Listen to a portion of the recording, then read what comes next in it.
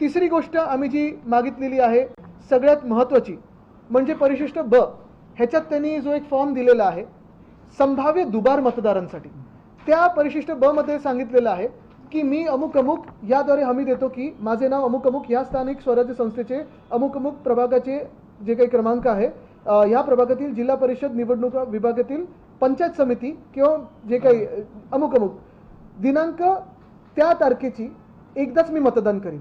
म्हणजे ह्या ॲनेक्शर प्रमाणे एका मतदाराला चॉईस दिलेला आहे की तुम्ही एका दिवशी एकाच मतदान क्षेत्रात तुम्ही मतदान करू शकता.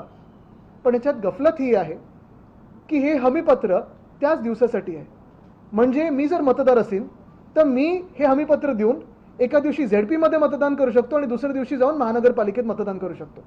तर आमची ही पण मागणी आहे की हे ॲनेक्शर त्यांनी बदलावं आणि जे आम्ही सांगतोय की एका व्यक्तीला एकच मत असावं तरच त्या मताला व्हॅल्यू आहे ते त्यांनी बदलून तसं द्यावं. ह्या तिन्ही मागण्या आणि इतर अनेक मागण्या ज्या राजसाहेब आणि उद्धवसाहेबांनी केलेल्या आहेत त्या आम्ही त्यांच्या समोर ठेवलेल्या आहेत. आम्हाला खात्री आहे की सगळ्यांनाच निवडणुका ह्या आत्तापर्यंत जसे होत आल्या फ्री अँड फेअर तशा झाल्या पाहिजेत, लोकशाही पद्धतीने झाले पाहिजेत आणि वोट चोरी ही जी आम्ही आत्ता पकडलेली आहे ती थांबली पाहिजे तर आणि तरच ह्या पूर्ण प्रक्रियेला काही अर्थ राहील.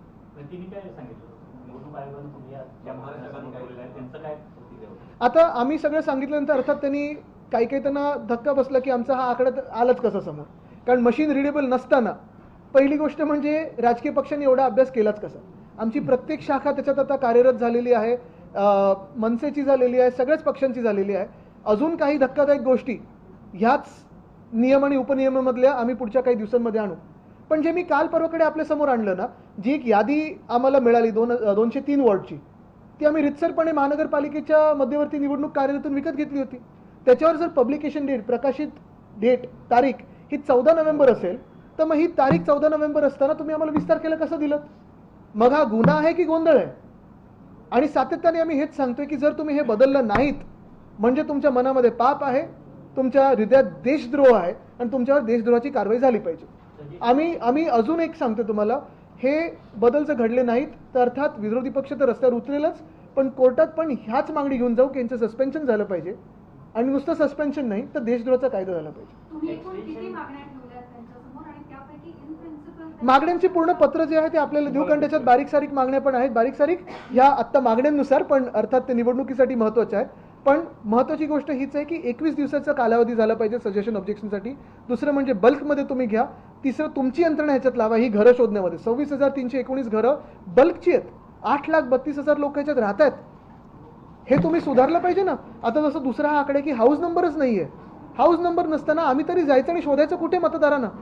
आम्ही जर प्रचार करत असू 6,97,000 जे मतदार आहेत जायचं कसं यांच्यापर्यंत? अर्थात टाइम फ्रेम म्हणजे आता ह्या 21 दिवसामध्ये हे त्यांनी बदललं पाहिजे ना ड्राफ्ट रूलमध्ये. प्रारूप यादीचा अर्थ हाच आहे की आम्ही जे काही ऑब्जेक्शन घेऊ त्यांनी त्याच्यावर रुलिंग देणं गरजेचं आहे. देश विदेशातील प्रत्येक घडामोडींचे लाईव्ह अपडेट मिळवण्यासाठी आता साम टीव्हीच्या सर्व सोशल मीडिया प्लॅटफॉर्मला लाईक, फॉलो आणि सबस्क्राईब करा. तसंच सर्व नोटिफिकेशनसाठी बेल आयकॉन प्रेस करायला विसरू नका.